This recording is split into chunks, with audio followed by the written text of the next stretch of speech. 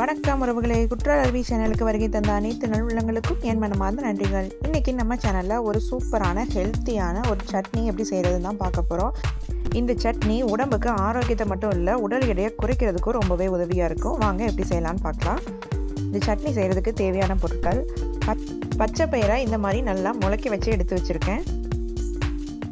ஒரு 1/4 முடி அளவுக்கு தேங்காய் கட் பண்ணி வச்சுருக்கேன்.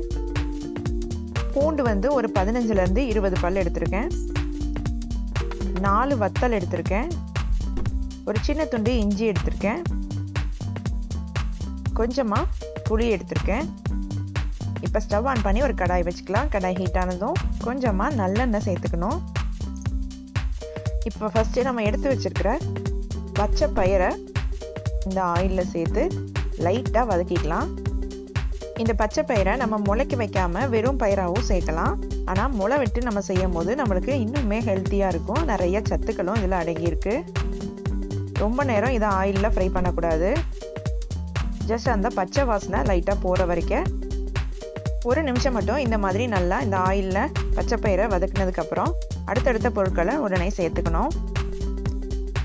இப்போ அடுத்ததாக ஒரு சின்ன துண்டு இஞ்சி, நம்ம எடுத்து வச்சுருக்கிற 20 பல் பூண்டு எடுத்துக்கலாம். பூண்டும் நம்ம உடம்புல இருக்க கெட்ட கொழுப்புக்களை கரைச்சி வெளியேற்றத்தில் ரொம்பவே உதவியாக இருக்கும். அதனால் பூண்டு உங்கள் உணவில் நிறையா சேர்த்துக்கோங்க.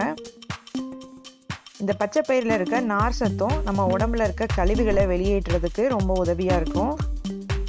அடுத்து 4 வத்தல் சேர்த்துக்கிறேன். நம்ம எடுத்து வச்சிருந்த புளியும் சேர்த்துக்கிறேன்.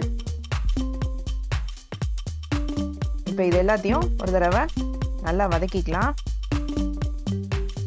மொத்தமாகவே இது எல்லாம் வதக்கிறதுக்கு 3 நிமிஷத்துக்கு மேலே நம்ம எடுத்துக்கக்கூடாது. ஏன்னா இது ரொம்ப நேரம் நம்ம அடுப்பில் வச்சுட்டோன்னா நம்மளுக்கு அதோட பவர் எல்லாமே போயிடும். இப்போ ஸ்டவ்வை ஆஃப் பண்ணிவிட்டு நம்ம எடுத்து வச்சுருக்க தேங்காயை சேர்த்துக்கலாம். ஸ்டவ்வை ஆஃப் பண்ணிவிட்டு தான் நான் தேங்காய் சேர்த்துருக்கேன். அந்த ஹீட்லேயே லைட்டாக இந்த மாதிரி மிக்ஸ் பண்ணி விட்டுறலாம். தேங்காய் நம்ம ஸ்டவ் ஆன் பண்ணியிருக்கும் போது சேர்த்து வதக்க வேண்டாம்.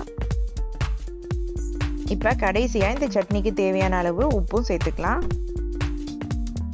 உப்பு சேர்த்துட்டு ஒரு தடவை நல்லா மிக்ஸ் பண்ணி விட்டுட்டு இது நல்லா ஆறுனதும் இது ஒரு மிக்சிங் ஜாருக்கு மாற்றி நல்லா சட்னியாக அரைச்சி எடுத்துக்கலாம். உடல் எடையை குறைக்கணும்னு நினைக்கிறவங்க டெய்லி இந்த சட்னி ஏதாவது ஒரு வகையில் எடுத்துக்கோங்க. இட்லி, தோசை, சப்பாத்தி, சாதம் எல்லாத்துக்குமே இந்த சட்னி நல்ல ஒரு காம்பினேஷனாக இருக்கும். பச்சை பயிரை முளைக்க வச்சு செய்ய முடியாதவங்க பச்சை பயிரை அப்படியே நம்ம வறுத்தும் நம்ம இந்த சட்னி செய்யலாம். அதுவும் நல்ல டேஸ்ட்டாக தான் இருக்கும். உடல் எடையை குறைக்கணும்னு நினைக்கிறவங்களுக்கு இந்த சட்னி ரொம்பவே உதவியாக இருக்கும். நம்ம ஈஸியாகவும் செஞ்சிடலாம். ரொம்ப மெனக்கிட வேண்டியது இருக்காது.